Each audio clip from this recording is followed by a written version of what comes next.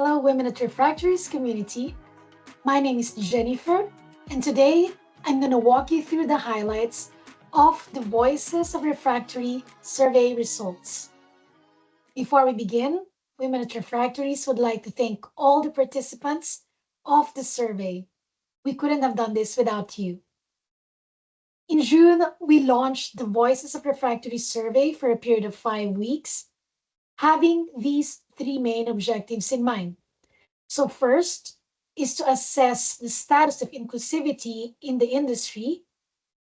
Under this, we wanted to know which factors impact our perception of inclusivity. So is it the gender? Is it our job function? Is it our country of origin? Or maybe it's our seniority? The second one is to empower women by amplifying their voices across different functions. Here, one of the questions we asked was, what are the most relevant challenges faced by women in our industry? And finally, and probably most importantly, to strategize what initiatives could help address these challenges. This will allow us to deliver informed and targeted actions that's directed towards the real pain points and not just based on our gut feelings. By the end of the survey period, we had collected responses from 108 participants across 17 countries. This is a clear sign of how relevant and important this topic is to our global community. One of the questions we asked was, have you personally witnessed or experienced gender bias in your workplace? And this quote here from one of the respondents. So you have a male with an R&D or technical role and with origins from South Africa and the UK, and with about 2 to 5 years of experience in our sector. It reflects something we've seen time and time again. Bias isn't always intentional or hostile. In many cases, it is unspoken, subtle, and even unrecognized by those who cause it. But that doesn't make it any less real to some of us. That doesn't make it go away, or that doesn't make it any less damaging in the long run. Because when left unchecked, unintentional bias can shape workplace dynamics, limit growth, and even silence voices. Acknowledging these quiet forms of bias is essential if we're serious about building a truly inclusive industry, one where everyone has a space to thrive and not just to fit in. So some of you might be thinking, okay, but why is this relevant to me? I mean, where I work, I never had this problem. Well, these aren't theoretical debates. This response right here shows how gender-related challenges can limit access to even basic needs. In this case, restroom accessibility in a manufacturing facility. And while this comment here came from a participant in Mexico, you might be surprised that even in Germany, according to our community members, at some of the, especially the smaller refractory production sites or manufacturing sites in general, this remains a reality. And this story, these instances are not just small inconveniences. They reflect systemic oversights that directly impact safety, dignity, and equal participation in the workplace. Remember, not experiencing a problem yourself, not experiencing it firsthand, doesn't mean it doesn't exist or doesn't make it go away. It still shapes leadership, culture, and opportunity in our sector. And you shouldn't have to be a victim before choosing to speak up. But one of the central questions we asked in the survey was, how inclusive is the refractory industry? And participants were asked to rate it from 1 to 10. Now, it's important to highlight that we captured two types of inclusivity ratings. The first one is industrial inclusivity, meaning how inclusive the refractory industry as a whole is perceived to be. And the second one is workplace inclusivity. So, how participants rated inclusivity within their own organizations. About 2 weeks into the survey, with just 58 responses in, we released a sneak peek. And let's just say it steered some reactions. The industry inclusivity score at that time was 5.4. And I don't know about you, but I wouldn't call that a win, because I think we can agree that we can do better, so much better. Now, fast forward to the end of the survey, participation nearly doubled. So, how do you think that score evolved? Improved? Declined? Let's find out together. So, from 5.4 to 5.5. Good. Improved then. But still, not sure if we should be celebrating that, because surely we can do better. Well, maybe not for the industry rating, but there's something here that we could feel more optimistic about. The workplace inclusivity score. Because despite the somewhat pessimistic view of the refractory industry as a whole, respondents actually rated their own workplace as quite satisfactory. Not perfect, but definitely much better.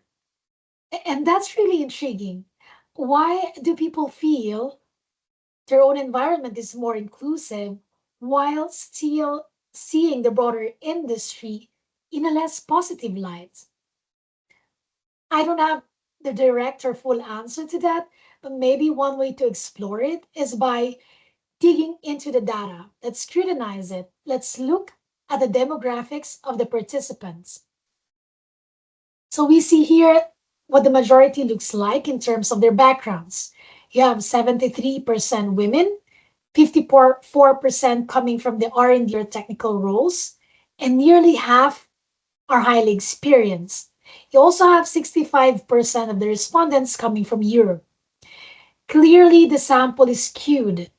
Yet, what we've seen while analyzing the data, so in the background, is that the ratings were remarkably consistent across different groups or categories, with one exception.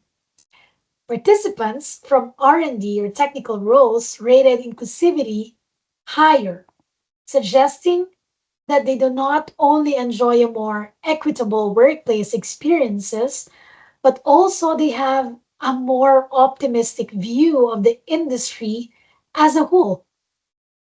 And as much as Women at Refractories is here to criticize and seek for improvement, we are also here to commend and acknowledge achievements and even small wins. And this right here deserves a special highlight. So kudos to our R&D leaders for fostering a more equitable environment for your teams. And for the rest, this is not a competition. I hope that this could serve both as an inspiration and a challenge to raise the bar. Moving forward, one of the questions we asked was the challenges faced by women.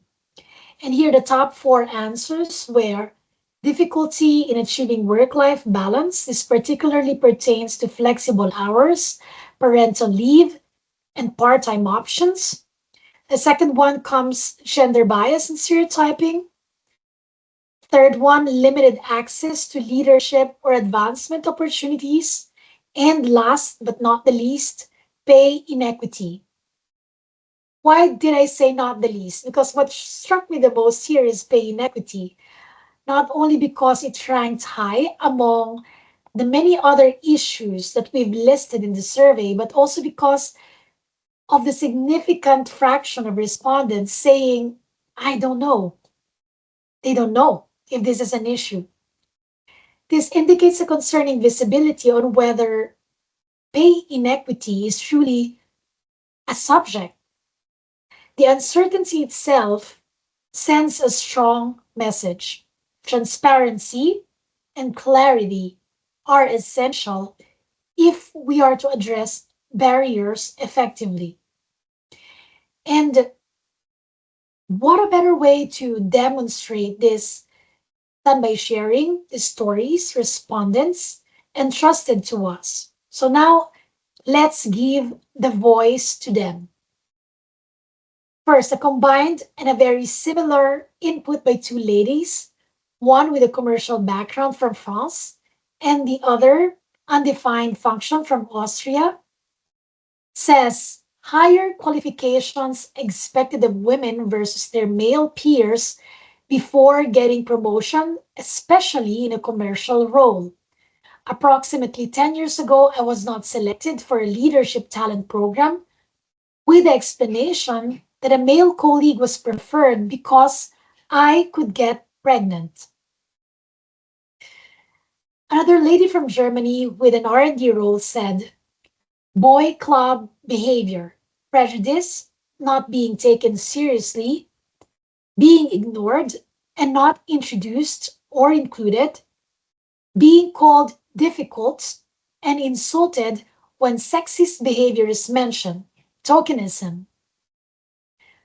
A lady on the leadership role from Mexico said, it took me triple the effort to advance my career than to my male peers. I was harassed, asked to make minutes at meetings, order food for groups, or not considered for career opportunities. And now it is up to you to reflect on that. Coming to solutions. What initiatives could women at refractories deliver to address those challenges? On the top three, we had featuring women from different functions. We've done these in the past, and we will be reviving it in the coming months. So the key here is visibility. Visibility matters because what we see, we can believe, and what we believe, we can become. Second is mentorship programs. So pairing experienced professionals of any gender with young talents can really provide a valuable career guidance. It could also work the other way around. So what we call a reverse mentoring. This will help leaders understand how to attract and retain the next generation talents, which is a major challenge in our industry today. This is also underway, but here we need stronger support. So we need you. If you were willing to participate, to join these as a mentor or as a mentee, please reach out to us. And third, webinars on career development. Also something that we've been doing and must be doing maybe more actively in the coming months. We will be launching the Fire Talks series. Here, this is a platform dedicated to highlighting women professionals in our industry and giving them the space to share their journeys, insights, and expertise. You will hear more about these very shortly in the coming weeks. Now, let's go over some more stories shared with us. So this time, solutions. An experienced R&D professional from Belgium said, I'd like to see more visible female role models in technical and leadership positions, supporting autonomy and confidence early in women's career. Representation matters. An experienced commercial professional from India said, larger women participation and opportunities in forums and discussions, where currently only men are involved. Women should be given leadership positions and allowed to take decisions. Another experienced professional from the USA said, open hiring and pay policies. A German production professional said, don't treat and judge women as girly men. This, by the way, will be directly addressed in our keynote session at the ICR with the theme Female Leadership, How to Exert Influence Without Bending. No more spoiler. And lastly, a male R&D professional from Austria said, more kindergartens, 50-50% split, 50-50 split between men and women for maternity or paternity with clearly reduced or no pay gap. So here, as much as these issues are affecting women, and so are their partners and their families. I'd like to close the session by thanking all of you who have supported us through this survey, through your words of encouragement, your participation in our events, for liking and sharing our LinkedIn posts, and even for your criticisms. Every bit truly matters. Diversity is our mission. Gender equality is our core pillar, but also this is just the beginning. We need you to help lead the way in shaping what comes next, and we should do this together. Thank you very much for your attention.